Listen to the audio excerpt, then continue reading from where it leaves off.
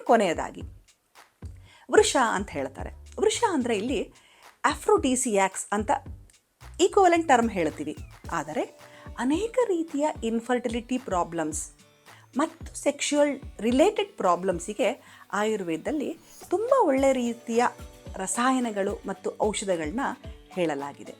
ಅಂದರೆ ಕೆಲವರಿಗೆ sperm count ಕಮ್ಮಿ ಇರುತ್ತೆ, ಅಥವಾ ಇನ್ನು ಕೆಲವರಿಗೆ ಸ್ಪರ್ಮ್ ಕೌಂಟ್ ಚೆನ್ನಾಗಿದೆ ಡಾಕ್ಟ್ರೆ ಆದರೆ ಮೊಟಿಲಿಟಿ ಕಡಿಮೆ ಅಂತ ಹೇಳಿದ್ದಾರೆ.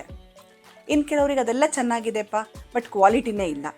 ಹಾಗಾಗಿ ಸ್ಪರ್ಮ್ಸ್ ಮೂವ್ಮೆಂಟ್ ಆದರೆ ತಾನೇ ಅಂಡಾಣುವಿನ ಜೊತೆ ಹೋಗಿ ಅದು ಸೇರಿಕೊಂಡು ಸರಿಯಾಗಿ ಒಂದು ಝೈಗೋಟ್ ಫಾರ್ಮೇಷನ್ ಆಗಲಿಕ್ಕೆ ಸಾಧ್ಯ ಆಗುತ್ತೆ.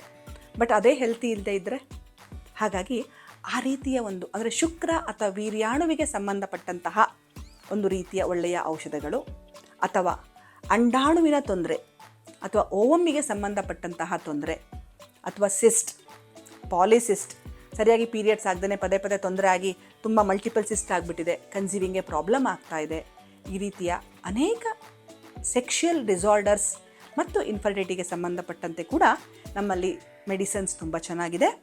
ಅದಕ್ಕೆ ಅನುಗುಣವಾಗಿ ಪಂಚಕರ್ಮಗಳನ್ನು ಕೂಡ ಹೇಳಲಾಗಿದೆ. ವಿರೇಚನ ಥೆರಪಿ ಅಥವಾ ಎನಿಮಾ ಥೆರಪಿ ಈ ರೀತಿಯಾಗಿ ಕೊಟ್ಟು ಅದರಲ್ಲೂ ಸಹ ಅನುಕೂಲ ಉಂಟು ಮಾಡ್ಬೋದಾಗಿದೆ.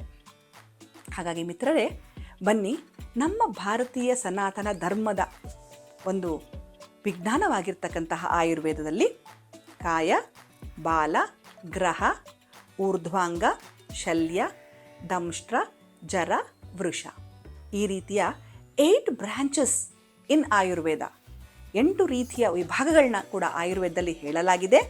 ವಿಶೇಷ ರೀತಿಯ ಚಿಕಿತ್ಸೆಯನ್ನು ಸಹ ತಿಳಿಸಲಾಗಿದೆ. ಬನ್ನಿ ಅದನ್ನು ನಾವು ಉಪಯೋಗಿಸ್ಕೊಳ್ಳೋಣ, ಅದರಿಂದ ನಾವು ಆರೋಗ್ಯವಾಗಿ ಇರೋಣ ಅಂತ ಹೇಳ್ತಾ ಈ ಒಂದು ಚಿಕ್ಕ ಅಷ್ಟಾಂಗಾಸ್ ಆಫ್ ಆಯುರ್ವೇದ ಕಿರುಪರಿಚಯವನ್ನು ಮುಗಿಸ್ತೇವೆ. ನಮಸ್ಕಾರ.